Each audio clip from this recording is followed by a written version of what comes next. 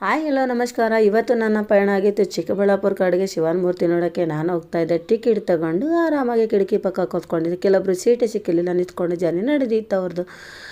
ಮತ್ತು ನಾನು ಕಿಟಕಿಯಿಂದ ಹೊರಗಡೆ ಇಣುಕಿ ನೋಡಿ ನನ್ನ ಜರ್ನಿ ಸ್ಟಾರ್ಟ್ ಆಯಿತು.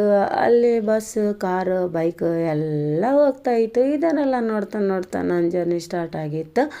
ಅಷ್ಟೊತ್ತಲ್ಲೇ ಪರ್ಸಿ ಕಲ್ಲಿನ ಕದೇನು ಮತ್ತು ನೀರು ಕಾಣಿಸ್ತು. ಇದನ್ನು ನೋಡ್ತಾ ನೋಡ್ತಾ ನನ್ನ ಜರ್ನಿ ಸ್ಟಾರ್ಟ್ ಆಯಿತು. ಚಿಕ್ಕಬಳ್ಳಾಪುರ ಕಡೆಗೆ ಶಿವನ ಮೂರ್ತಿ ನೋಡೋಕ್ಕಂತ ಹೊರಟಿದ್ದೆ. ನನಗೆ ಬೆಟ್ಟ, ಗುಡ್ಡ, ನೀರು, ನದಿ ಅಂದರೆ ನನಗೆ ತುಂಬಾ ಇಷ್ಟ. ಇದನ್ನೆಲ್ಲ ನೋಡ್ತಾ ಕಣ್ಣು ಸೆಳೆತ ಮಾಡ್ಕೊತ ಖುಷಿ ಪಟ್ಕೊಂಡು ಎಂಜಾಯ್ ಮಾಡಿಕೊಂಡು ಆರಾಮಾಗಿ ಜರ್ನಿ ಮಾಡ್ತಾಯಿದ್ದೆ.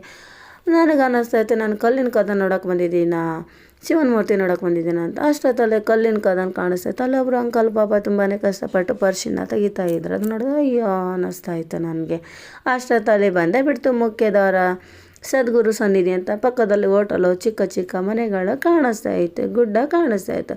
ಅಷ್ಟೊತ್ತಲ್ಲಿ ದೂರದಲ್ಲಿ ಇಣುಕಿ ನೋಡಿದಾಗ ಶಿವನ ಮೂರ್ತಿ ಕಾಣಿಸ್ತಾ ಇತ್ತು. ಬಂದುಬಿಟ್ಟು ಶಿವನ ಮೂರ್ತಿ ಅಂತ ನನಗಂತೂ ತುಂಬಾ ಖುಷಿ ಆಯಿತು. ಟರ್ನಿಂಗ್ ಪಾಯಿಂಟು ಬಂತು. ನನಗೆ ಟರ್ನಿಂಗ್ ಪಾಯಿಂಟಲ್ಲಿ ಓಡಾಡೋದಂದರೆ ತುಂಬಾ ಇಷ್ಟ. ಅಷ್ಟೊತ್ತಲ್ಲಿ ನೋಡಿದರೆ ಚಿಕ್ಕ ಚಿಕ್ಕ ಅಂಗಡಿಗಳೆಲ್ಲ ಕಾಣಿಸ್ತಾ ಇತ್ತು. ಅಲ್ಲಿ ತಿನ್ನೋ ದಿನಸಿ ಮತ್ತು ಅದು ಇದು ಮಾರಾಟ, ಗೊಂಬೆ ಸಾಮಾನು ಮಾರಾಟ ನಡೆದಿತ್ತು. ಕೆಲವರೆಲ್ಲ ಖರೀದಿ ಮಾಡ್ತಾಯಿದ್ರು, ಕೆಲವರು ನಿಂತಿದ್ರು.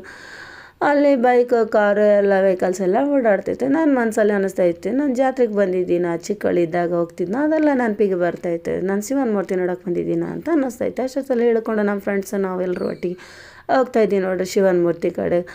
ಬಾ ಬಾ ಬಾ ಬಂದೇ ಬಿಟ್ಟು ನೋಡ್ರಿ, ಏನು ಶಿವನ ಮೂರ್ತಿ ಸೂಪರ್ ಆಗೈತೆ. ನನಗಂತೂ ತುಂಬಾ ಇಷ್ಟ ಆಯಿತು.